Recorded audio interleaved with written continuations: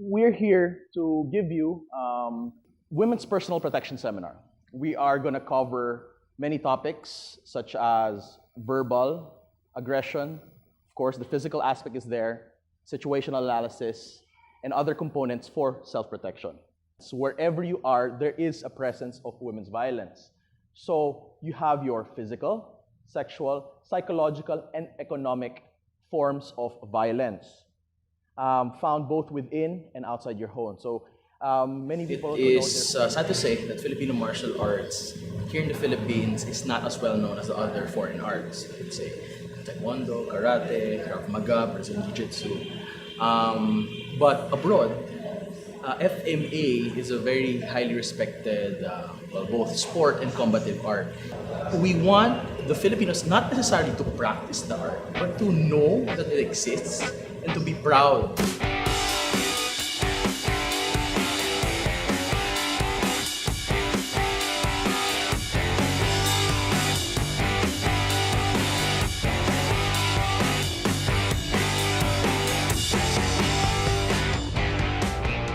Rapido, Realismo, that is the system we are practicing, is a Filipino martial arts system which has a traditional root. So what they say is that Filipino martial arts, since it has traditional roots, it's more of a cultural thing rather than a combative art. So what we're trying to do now is to use the principles that we learned, the traditional movements and principles, applying it to the modern time. So using the updates now in science, the statistics, and then like how our body reacts naturally. We use those natural body reactions as a starting point for personal protection. So,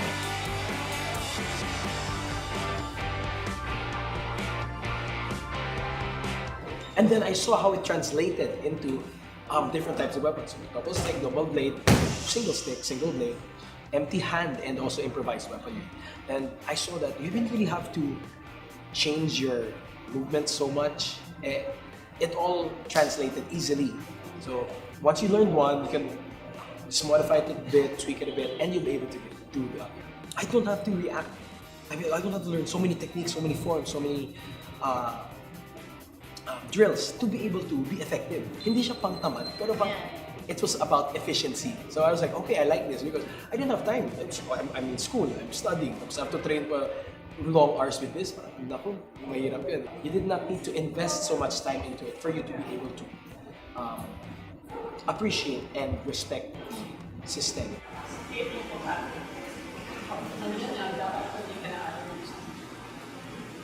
Physics lang yan, lahat na even kids, kaya nila lang ito yung kailangan ng proper position. we have a hard time inviting women because women have a tendency to, as I mentioned sa lecture, to be shy about thinking, hindi ko kaya yan, I can't do it because I'm a girl. There's a connotation, no? So we want to break that connotation. So first, this is our third seminar. It started with inviting friends, and then that's the thing, the women see the importance after the seminar. Before the seminar, okay, let's just try it. But after, they really see na, okay, it's important.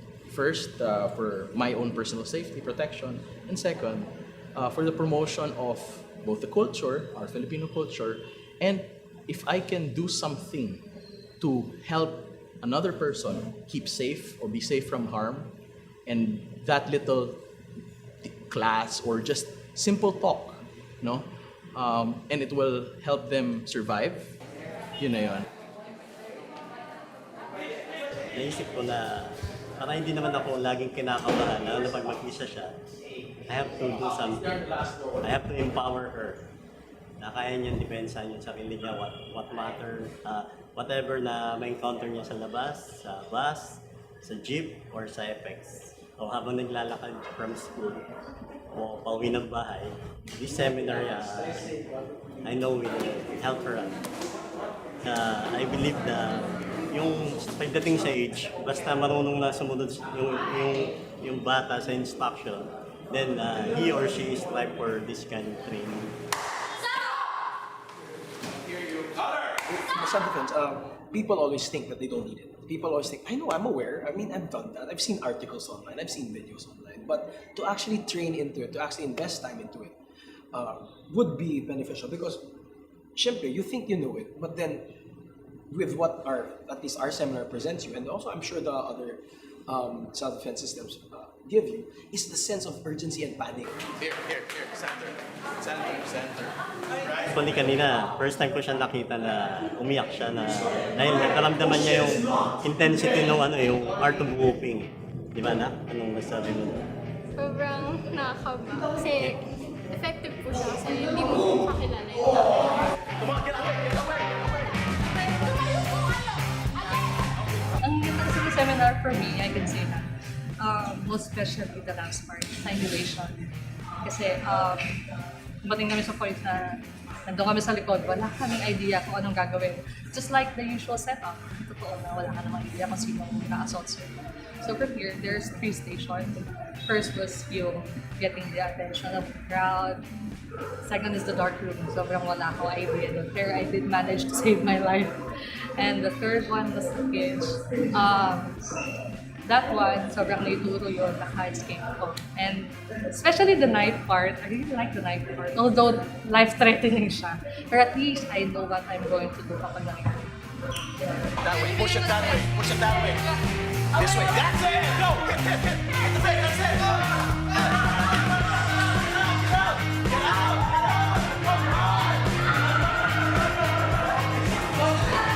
Sa seminar na to is simple lang siya, not so fancy stuff like doing some techniques, sobrang daming techniques, sobrang complicated. I like this seminar kasi sobrang simple niya. Nagpo-focus siya sa mindset and yung simple technique na yon magagamit mo sa lahat ng situations. Siyempre, minsan naglalakad ako pa uwi mag-isa. So, I have to be aware. Ganon. Then, since may experience na ako, parang ina-analyze ko whenever I'm alone na naglalakad. Titignan ko yung mga paligid ko, ganyan-ganyan. Tapos, parang iniisip ko anong gagawin ko if ever may mangyari sa akin. Here, we start with the lecture of awareness and all that. Because all these physical techniques, as I mentioned, are last resort techniques. What we really want you to learn from this class is how to prevent all that. Because no matter how experienced a practitioner may be, you never ever know what's going to be thrown at you. But in times that you are, being attacked and you think you're going to be raped, can you really tell yourself, bahala na, let it happen? Or, if you have a chance to escape, would you do it? Stand up! Guys, especially women, you really need to join this type of seminar. Kasi most of the time, hindi tayo naka-guard off. Kailangan niya mag-prepare at all times, pero huwag kayo maging panicky kasi mental block kayo. This seminar will help you a lot, I swear. If ever may mangyari sa kanila, syempre, Pilipinas, hindi naman, sobrang daming pwedeng mangyari sa'yo eh. Ganun. So, ayun, awareness lang talaga. Then, practice din. So, ako talaga sa math. Kasi po, hindi mo lang po siya ma-experience, may enjoy mo din po siya. Tapos, it will really help you. And it will teach you to fight like a lion. The only way to experience or to see if it's good is to come and join the class. We're all friendly naman. We're all here for family camaraderie. That's the thing with FMA. The Filipino culture is very family-oriented.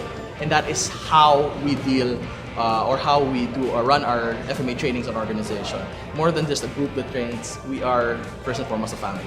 Other than that, it's our own martial art, so I think we should at least try it. No need to train, but at least try it, see, and be proud that we have a very good martial art which is respected around the world.